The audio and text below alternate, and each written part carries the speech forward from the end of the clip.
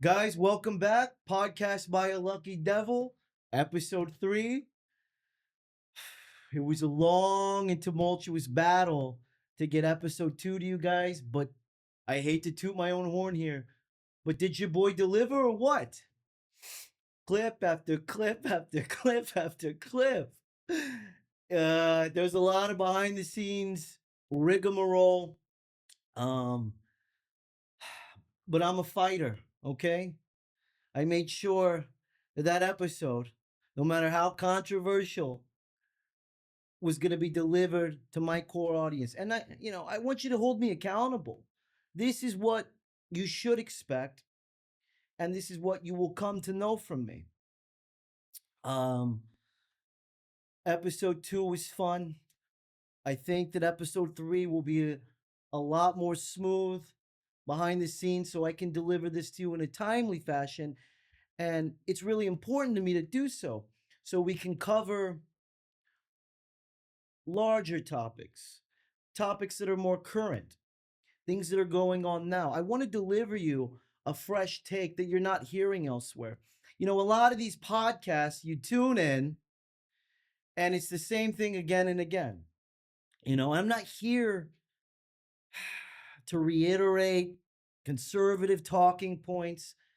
I'm not here to kind of go over the NPC dialogue. This isn't Fox News. This isn't necessarily a comedy podcast. This isn't necessarily a political podcast. Again, this isn't an information driven show. This is about tone. This is about temperature. This is about texture. Like me right now, I just got back from New York. Fine. And boy, are my arms tired. I had to. I had to. Glassman butchered this joke. I've used that joke my whole fucking life. Anyway, he can have it. Anyway, just got back from New York. I actually had a great time.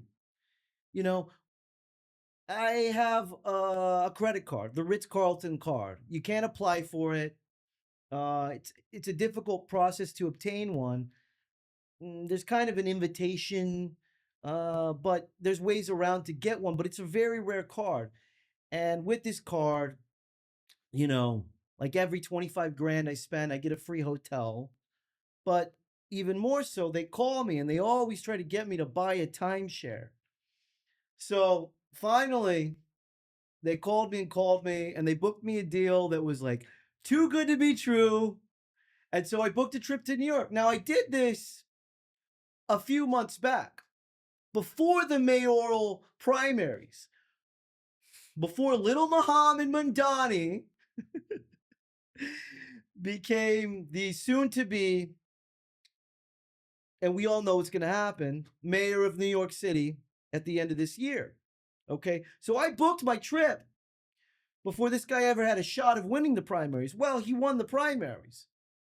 So I'm looking at this trip like, okay, I'm not necessarily so excited to get back to New York, even though I used to live there. I have a love affair with the city. I'm not a libtard. And there's like a kind of conservative myth that you can all, you have to be a hippie, you have to be a tranny, you have to be a commie to like New York. It's not the case. I have so many conservative friends out there. And New York City is such a large and diverse place. There's something for everyone there. And I love New York. I have a great relationship with New York. Since I haven't lived in New York, I've made it a point to visit at least once or twice a year, every year since I've moved away from New York. But this is the first time where I was kind of dreading the trip. And obviously, he's not mayor yet. He hasn't done his damage yet. And I haven't been back since the beginning of last year. So I really haven't seen, the destruction that we saw with the illegal crisis, all the immigrants being housed in these hotels, all of the NGO slush funds, all of the money being made, all of the backdoor deals. So many people I know either left New York or saw violent attacks, saw robberies. I was a little nervous. I was a little timid. And then to hear that New York City's response to crime going through the roof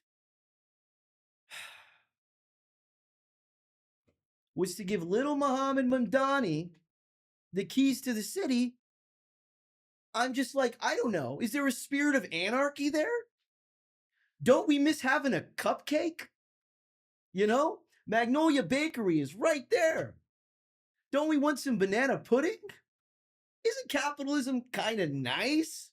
Don't you want to go to Nolita, visit the little cupcake shop, you know, walk up and down the streets of Mulberry, have a greasy Italian wop, try to charm you and your girl and sit her down in a restaurant? Don't we like, I dare say, love and hopefully romanticize this sort of idea of the free market? So Mamdani wins the mayoral primaries. And if you don't know who Mamdani is, I'm sorry I've said so much without really diving into him. He comes from a wealthy family. You know, his mother had Bollywood film. He's an Indian man, but he's also Muslim. His mother had Bollywood films that were nominated for Academy Awards. They both met at Columbia. They're very wealthy. He's never worked a day in his life. They funded his stupid little rap career. I mean, this is someone they're taking seriously as their mayor. Okay? Now, Mamdani has said some outrageous things. And when I say outrageous, I mean far left of AOC, far left of Bernie.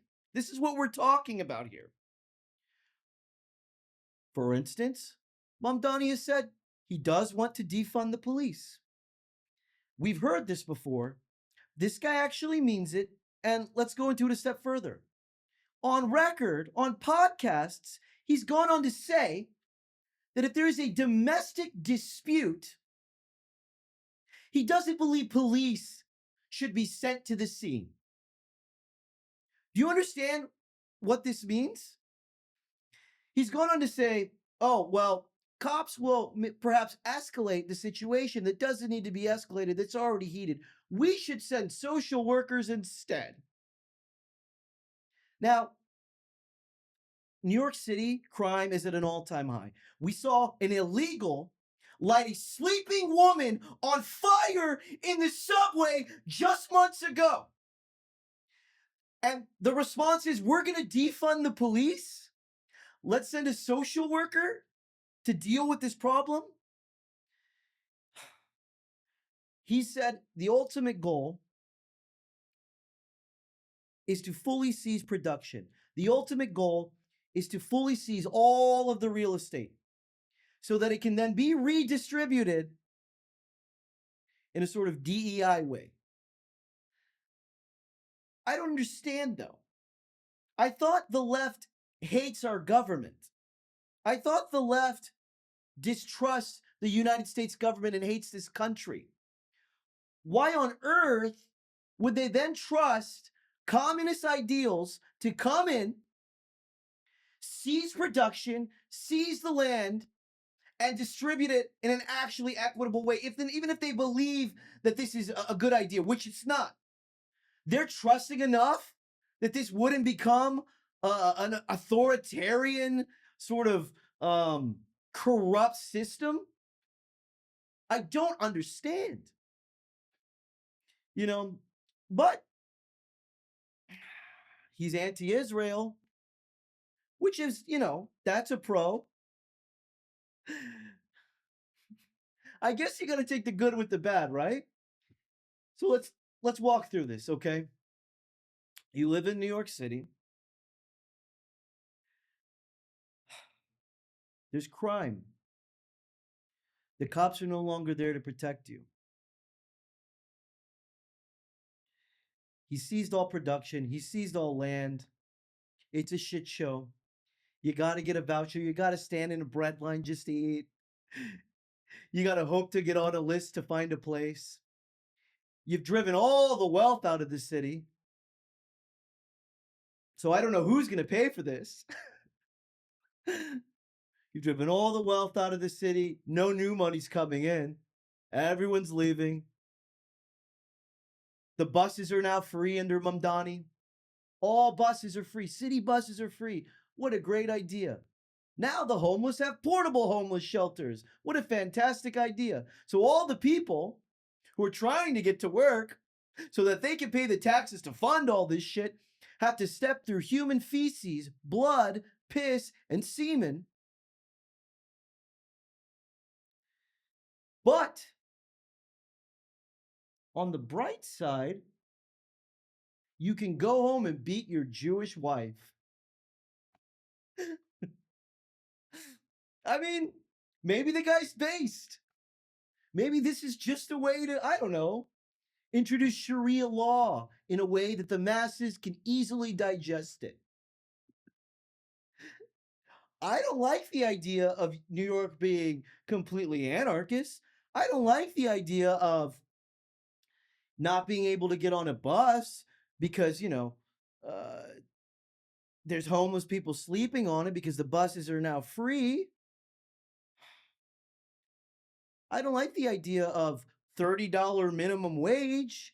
So now this is what he wants to do, $30 minimum wage. So now all the locals who are already struggling post-COVID, when we already unconstitutionally shut business doors and businesses that have been there for hundreds and hundreds of years had to close shop, and the only ones that really survived were the ones with corporate backing. You still have local businesses, sure, but they're hanging on by a thread and their profit margins are shit.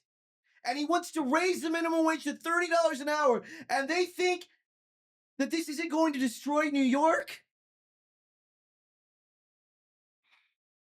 But on the bright side, you can backhand your Jewish wife if she's a little lippy with you. The cops aren't going to come anymore. So again, you take the good with the bad.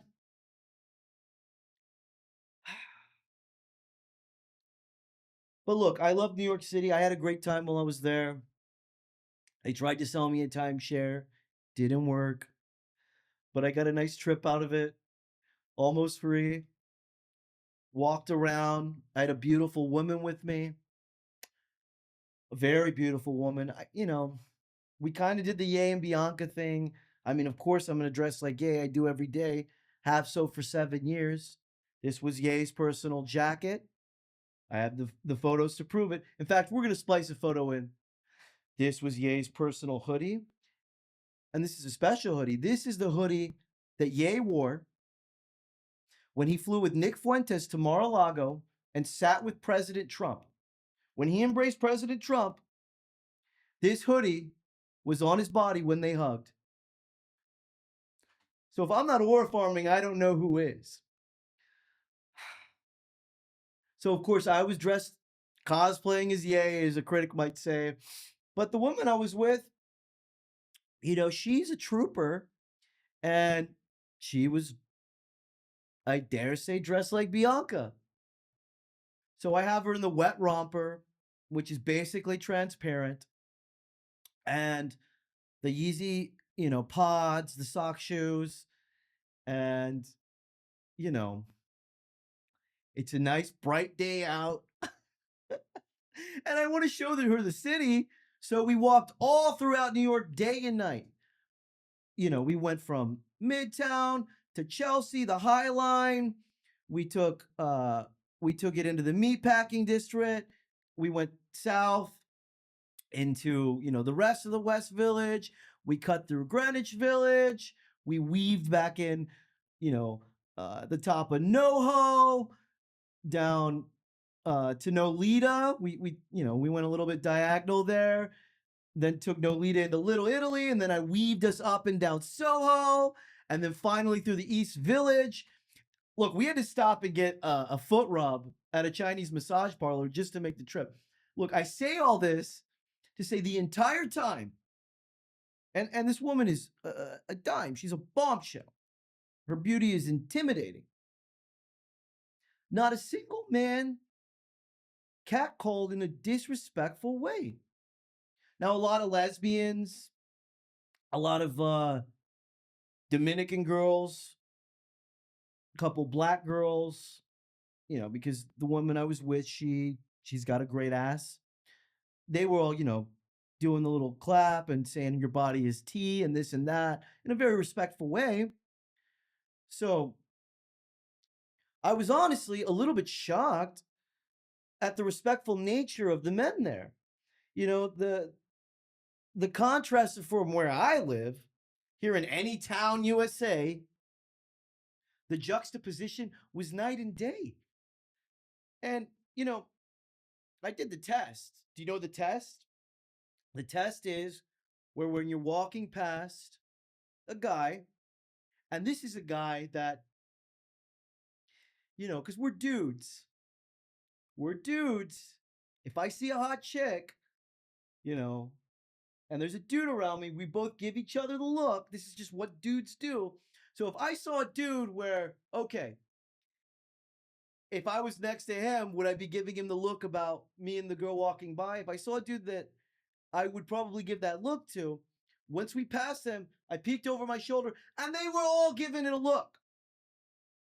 But none of them catcalled. And then I got back to this shithole.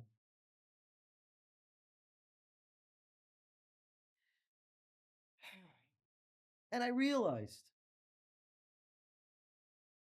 even though there's a wealth discrepancy in New York, even though people are more impoverished there, even though there's way more hoods and way more G's, way more criminals, way more robbers, way more thugs, it's still not as ghetto as where I fucking live.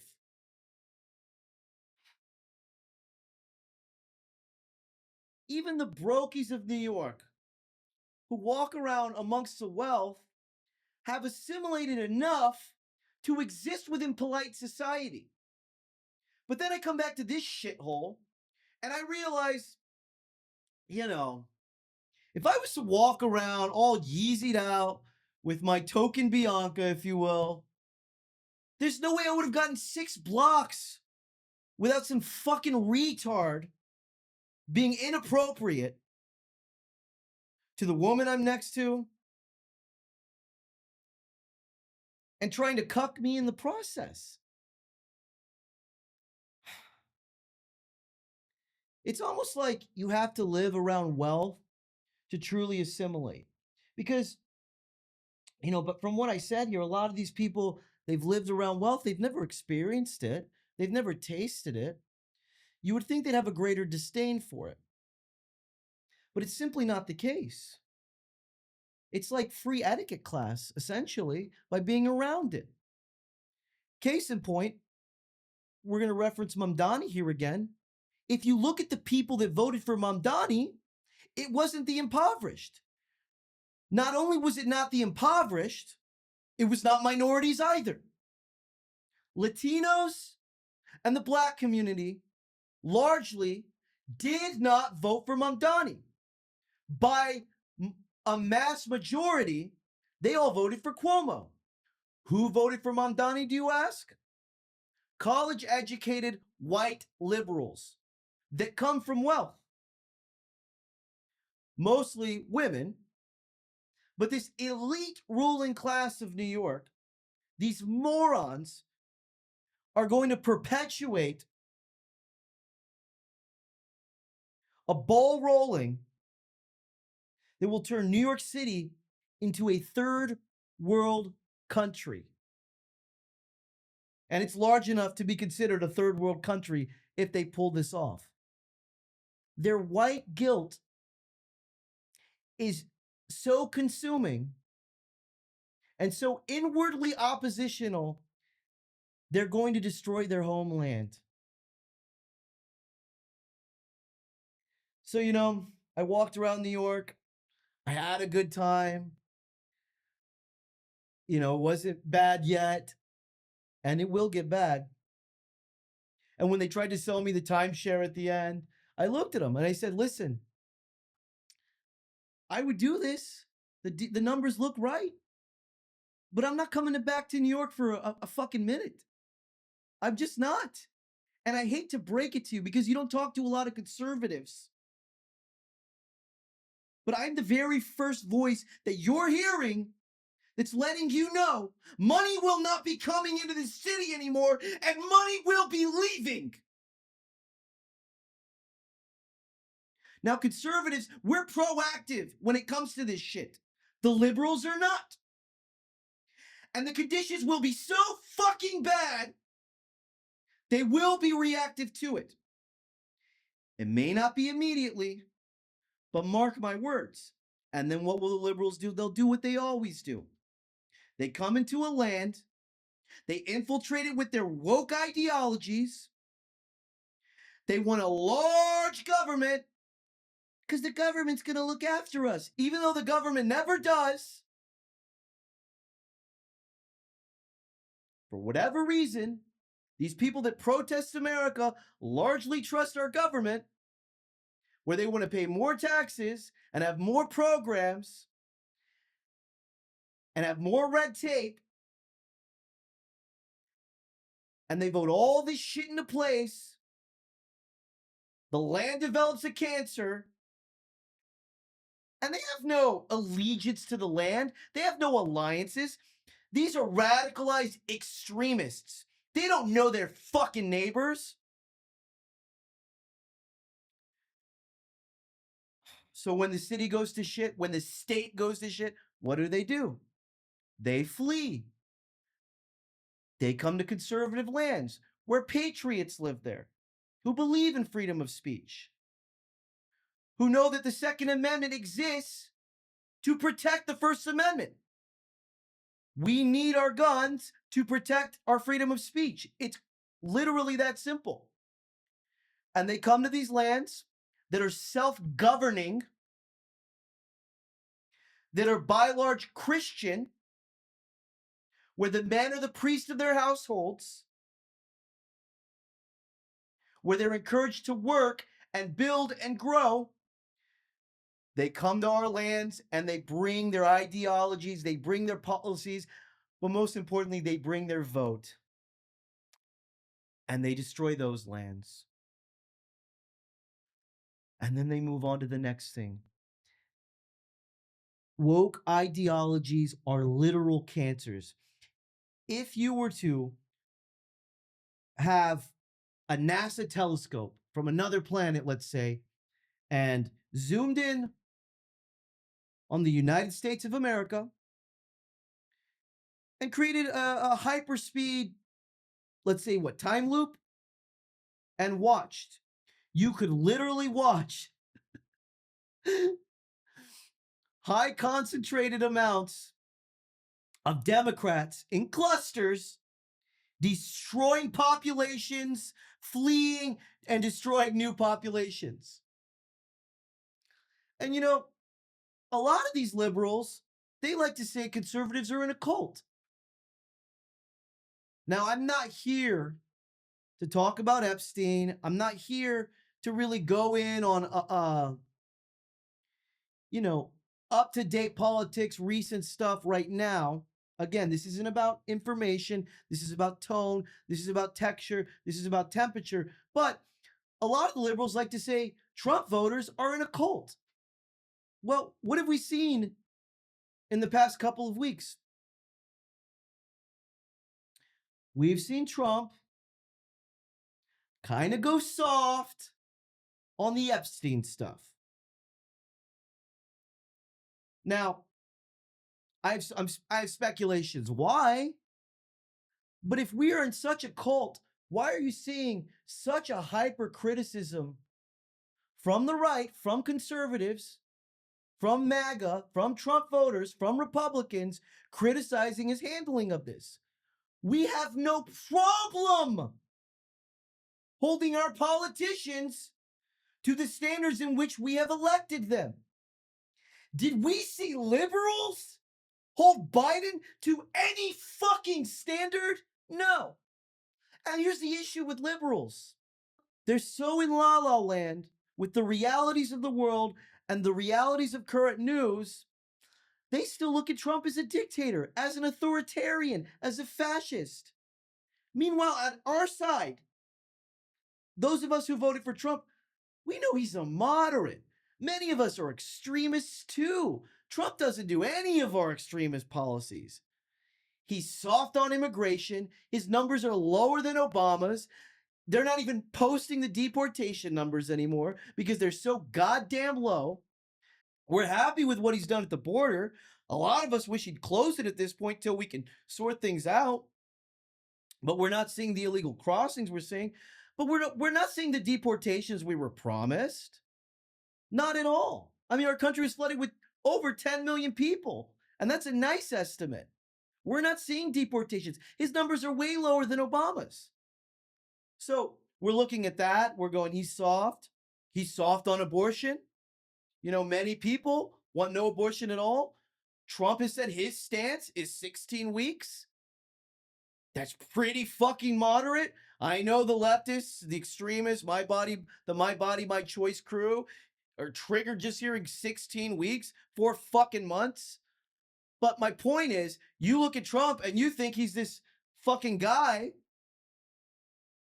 that wants to outlaw abortion altogether. His stance is 16 weeks. A lot of the conservatives aren't happy with that because of how moderate it is. He's soft on gay marriage. He's soft on LGBTQ issues. Fine. He restored some common sense to the trannies in sports. But he's soft on gay marriage, these things. And I'm not even saying that that's my stance otherwise. I just mean the liberals paint him as this authoritarian when to us, he's a moderate. Because we would like, some balance to the force here. And there's no extremism coming from him. In fact, if the liberals would shut the fuck up, some of us could criticize him.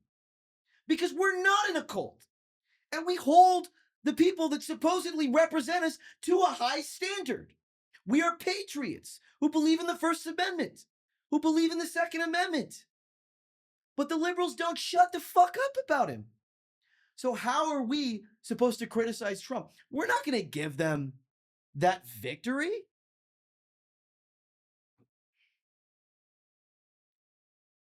It's a never-ending loop. All right, enough about politics. Let's talk about some fun stuff. I want to talk directly to the gentleman here. I've ranted enough. That's what'll happen. I left God's country. I left God's country here in Kentucky. And, I'm in New York and I see literal communists on the subway reading fucking Marx novels. And then you just come back and you're just like, God, I love New York. I just don't like the people there. And then you come back here and you're like, I want to live in the land of the free, amongst patriots, but even this place has been infiltrated. And, you go a little crazy. It's so in your fucking face. But we can talk about some fun stuff. So I want to talk directly to the gentleman. Gentlemen, look. You watch this, you hear me, and you understand that none of what I'm saying is politically correct. None of what I'm saying is accepted by the masses or the status quo. It's not socially acceptable to talk about these things. And if you believe them, stay silent. American culture in its current form would lead you to believe that a guy like me, who ignores all that, not to suck my own dick here, but who fearlessly speaks on these issues, despite the negative consequences I see on a fucking daily basis, we're all led to believe that guys who talk about this stuff would be shunned by women. We're all led to believe that women don't like guys like this. We're led to believe, listen, you be a good little boy and you play nice and you keep your little mouth shut and you don't be a toxic man and talk about politics and you don't love Hitler Oops. And and you stand in line and you let me run the show, even though I don't know what the fuck I'm doing,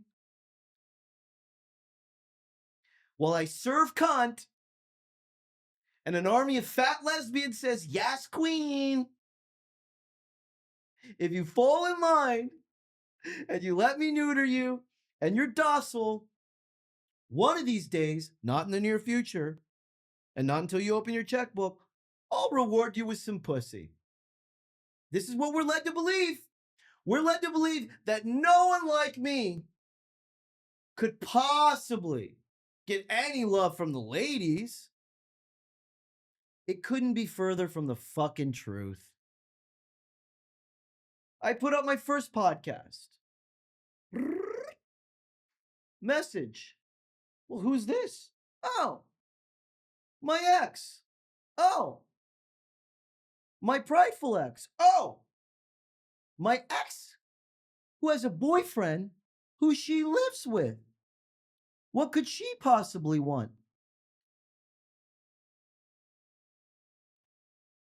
I don't want to get graphic. You know what she wanted. She made it clear what she wanted. I didn't take her up on her offer of what she wanted. That was after the first podcast. And I know what you're saying. Oh, it's a fluke. Whatever. It's his ex. Okay. Put out the second podcast. Another fucking ex. Another ex.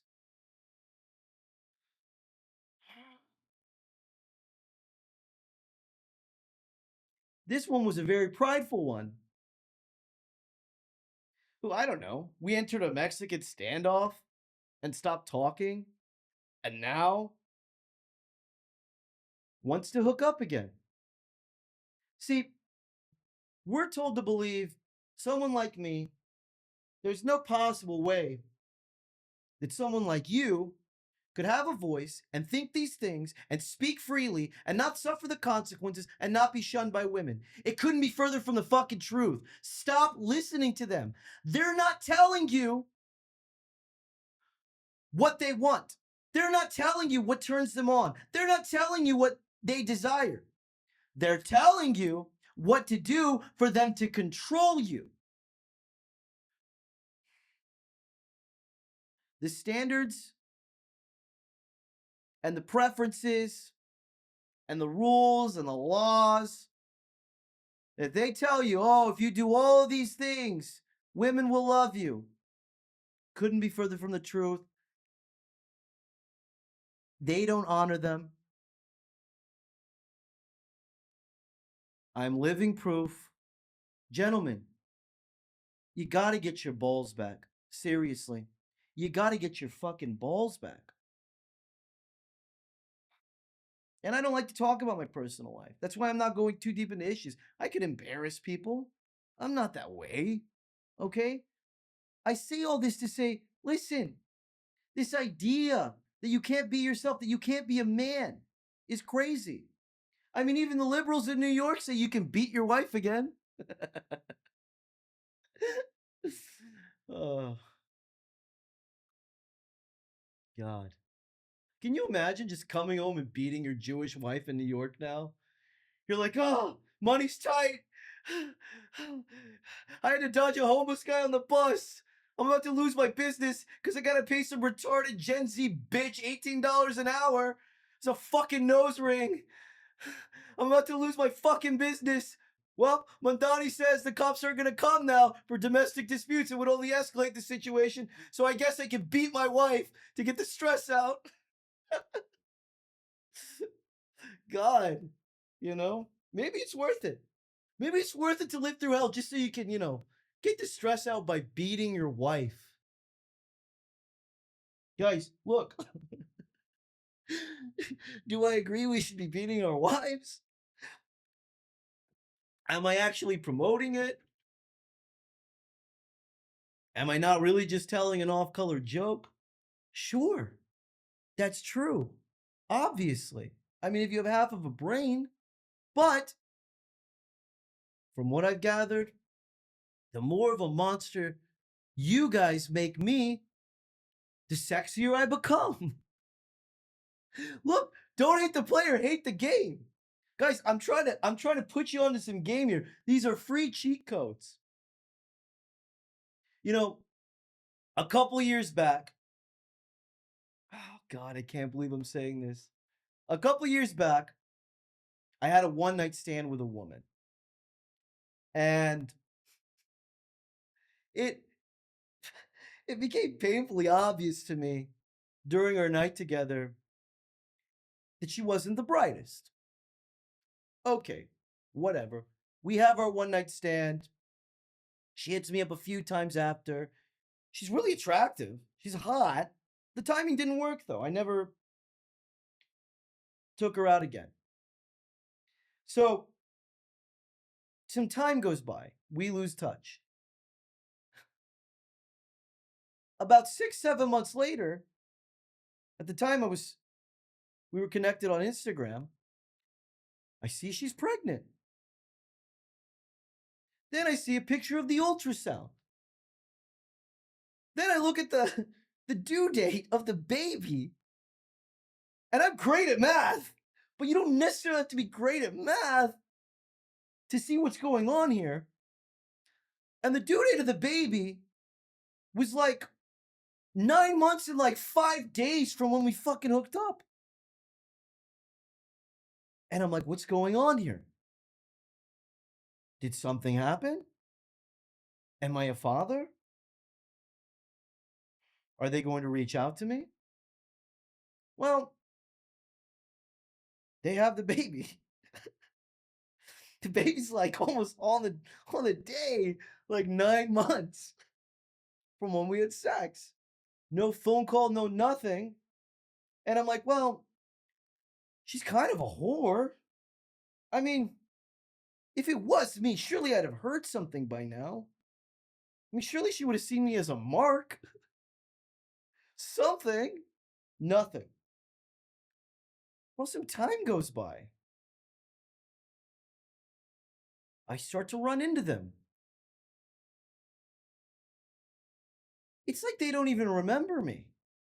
And I realize, I might be, but they have no fucking idea. That's how much they sleep around. I start to look at the baby. It kind of looks like me, a little bit. And then, so, from afar, I look at this person's life and it's like, there seems to be like a guy in the picture. I don't know. I'm not going to fucking ask. I'm not going to fucking make trouble for myself. They seem happy, you know? I don't know what to do. I don't know what to do. I still don't know what to do. I still don't know what to do. So, really, the only plan I've come up with, because I have like, the birthday memorized. I guess 18 years from that date, I'll ask. Because I'm not dealing with this shit now. Look, if you're going to sleep around and you're going to be pregnant and, you're going to have your baby and then it looks like you're raising it with a person, it's like, I guess it's not me. Why would I fucking ask? I'm not going to. It seems like a happy home. But the baby does kind of look like me. I don't know. Girls are just retarded. Maybe I just have a higher IQ, and because of that, I have a nearly photographic memory. Like, it's kind of fun sometimes having a photographic memory. It can be alienating. It can be very alienating. You expect people to have the same points of references as you. Never happens. But there's some pluses. For instance,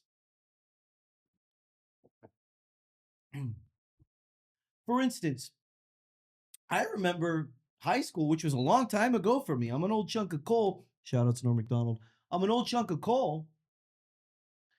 So the fact that I can remember the retarded kids' names from my high school is almost bizarre.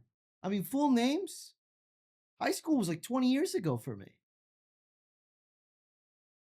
But it's fun. Because once you get onto this certain, like, once you reach like super high IQ, if you don't go insane and you realize the harshness and the harsh realities of the world and the inconvenient truths, you either fall and go, well, life is a tragedy, or you develop kind of a sick and twisted sense of humor.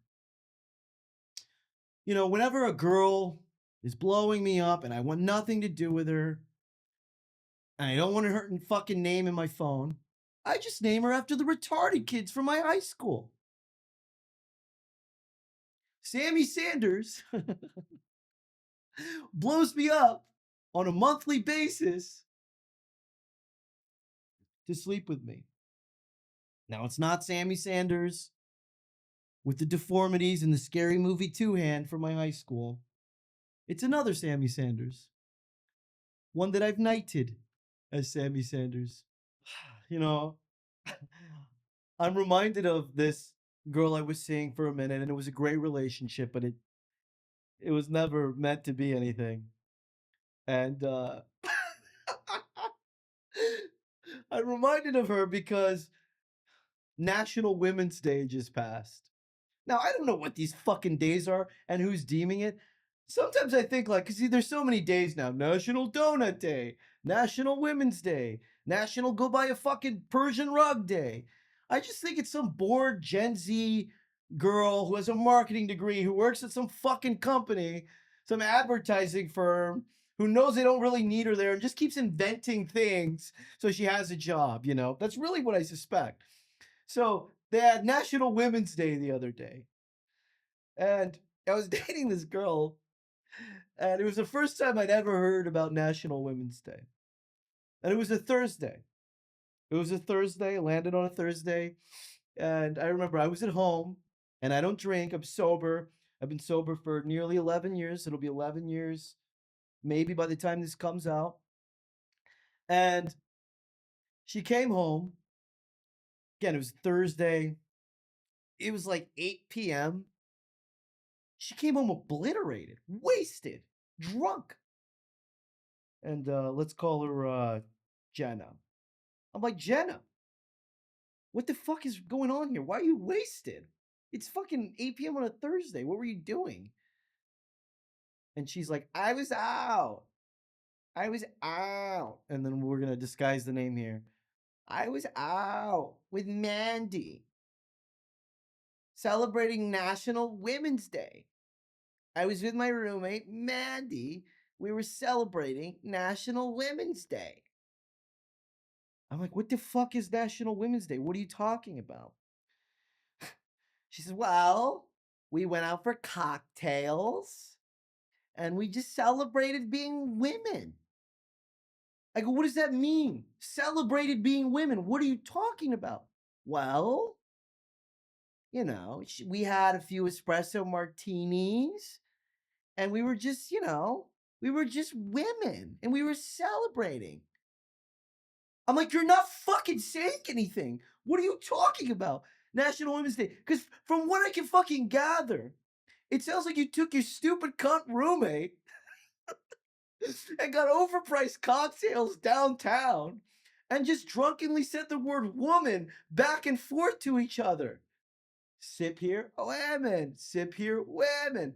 That's not celebrating women. That's just, I don't know, getting a fucking message on your phone and following orders. What the fuck are you talking about? She got all bad. Why do you like this? She starts getting hysterical, crying. Why do you like this? Why are you always so critical? Why are you?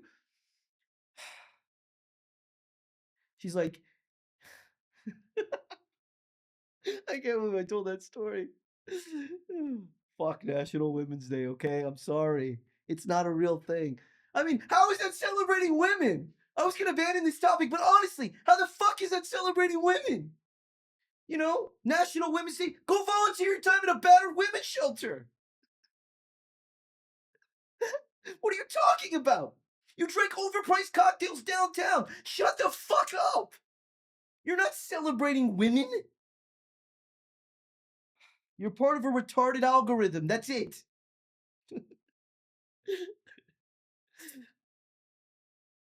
I guess while I'm doing this, I didn't know I was going to talk about this. It's fun though. I was seeing this other woman. Uh, let's call her, uh, I don't know, Samantha. And Samantha and I are on a date. And we go to this restaurant, and it's this stupid bitch lesbian, pierced up, tatted up, with the Gen Z stare server who has no business working in customer experience or the front of the house. It's like, why the fuck don't you just work in the kitchen? You're not good with people. Get on the fucking salad line. You have no business. You don't like people. I don't understand this trend. Anyway, this dumb cunt server comes to our table and she sucks, but I'm polite. I'm very polite. I love existing within polite society. Extremely polite with the server, astute, prompt, etc. She's just a bitch to me. Leaves the table. I don't really even say anything. I turn to the girl I'm seeing at the time, Samantha, and I go, God, our server sucks. And she goes, that's aggressive. That's aggressive? No, sweetheart, here's what would be aggressive. Me, going home later that evening, logging onto Facebook, looking up your whore of a mother, who's been single for quite some time now, who's alone, reminiscing on the days where she used to get dicked down by strangers. Me finding her on Facebook. Me reaching out to her, saying, oh my God, are you the woman I saw at the supermarket today? I haven't been able to stop thinking about you. Can I please take you out? Of course, she'd message, I wasn't there today, but I'm flattered. I think you have the wrong person, though. Really? Are you sure? Well, it doesn't matter. You're so gorgeous. Please, let me just take you out for dinner. She's old. She's lonely. You don't call her enough. She agrees. She obliges. I take her out to dinner. I wine and dine her. I make her remember of the good old days where she used to get to sleep with men before she was old and sad and bitter and lonely. I take her home. I have rough sex with her. I record the sex. I leave. I never speak to her again. I ghost your sad, old, ugly, retarded mother. I call you up. I go on a second date with you. We go to another restaurant. Of course, the server there is another retarded, liberal asshole who shouldn't be serving anyone. I say, God, this waiter sucks. You say, oh my God, you're so aggressive. I go, no, sweetheart, this is aggressive. And I play you the video of me fucking your mom. Guys, if they're gonna call us aggressive, we might as well be aggressive. I think about this, and I may come across as callous and insensitive because I'm here to be entertaining and tell off-color jokes. Sure, I get it. I truly get it. But I'm empathetic. I understand a woman's worth. And I'm going to close on a serious note here. I don't think anyone I know values white women who are the enemy that I'm speaking to. I don't really talk about the other races. I value white women maybe more than anyone. I mean, you heard me on the last podcast and how much I praised my mother. I held her on a pedestal. But I value women, specifically white women, more than any demographic or person on the planet. I know their worth. I understand. What do I understand? I understand that a white woman has a finite amount of eggs and they don't have a long shelf life, and that the entire world, through this subversion, through this intentional subversion, exists to neutralize those eggs. That's why white women are insane now. Trillions of dollars are spent to infiltrate them through every algorithm imaginable to sterilize those eggs. And what do I mean? Well, take a look at the white women in your lives. They're all fucking insane now. Trillions of dollars are used. The war is on the mind of the white woman. I mean, they're the ones that vote all these policies into play that are ruining this country.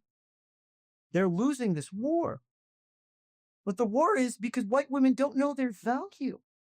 They're told their value is in things that are valuable.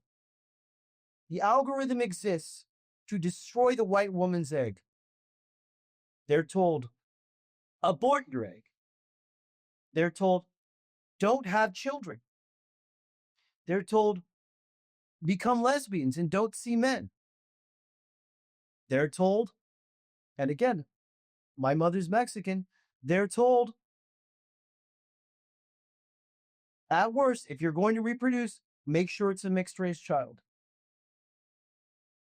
In one way or another, they're told all of these things because they don't understand the value of those eggs.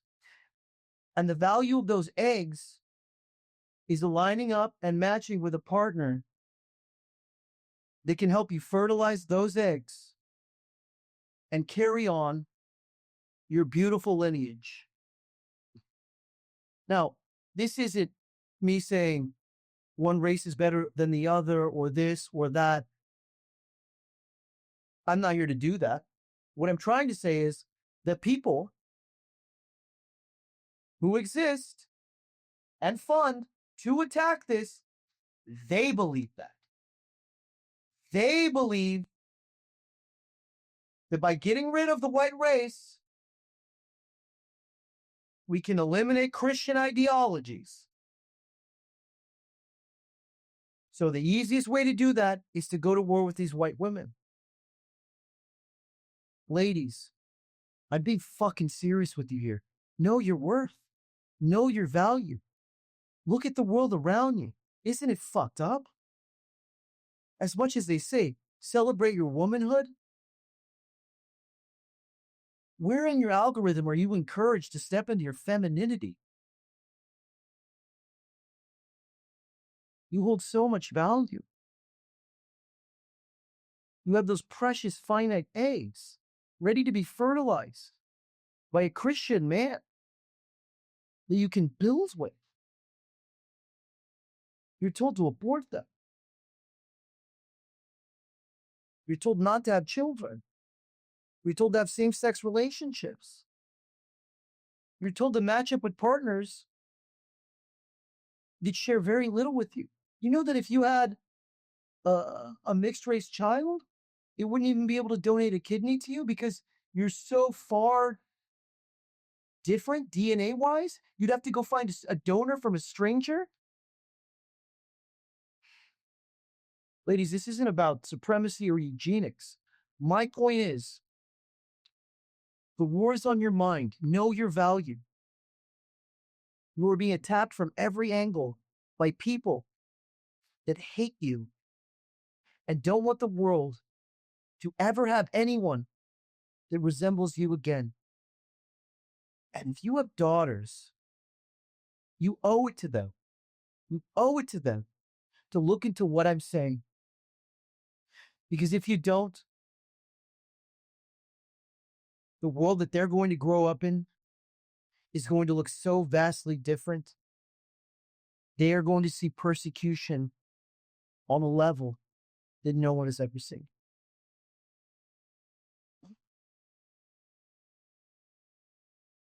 I told you guys I'm a feminist.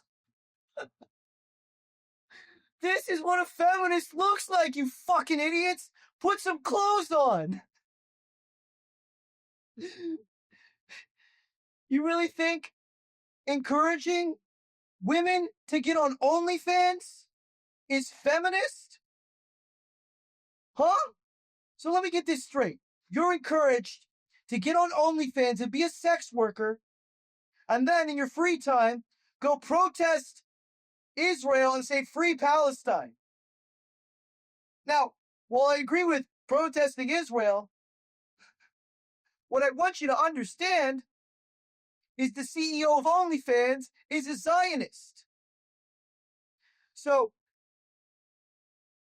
at your homes, when you're diddling your twats in the name of feminism, and then you're going on social media and saying free Palestine, know that you're funding genocide. You're funding the very genocide that you supposedly protest. And fine, I know a lot of you are listening going, well, I'm not on OnlyFans. I'm not a sex worker. No, maybe you're not. But are you speaking out against it? Of course not. And you never would. Even learning this, nothing's going to change because your ideas of feminism are fucking warped. But it's fine. We'll just get rid of white women. I mean, maybe men can run the show a little bit easier that way. Guys, I'm just looking for a silver lining here as a feminist. As a feminist.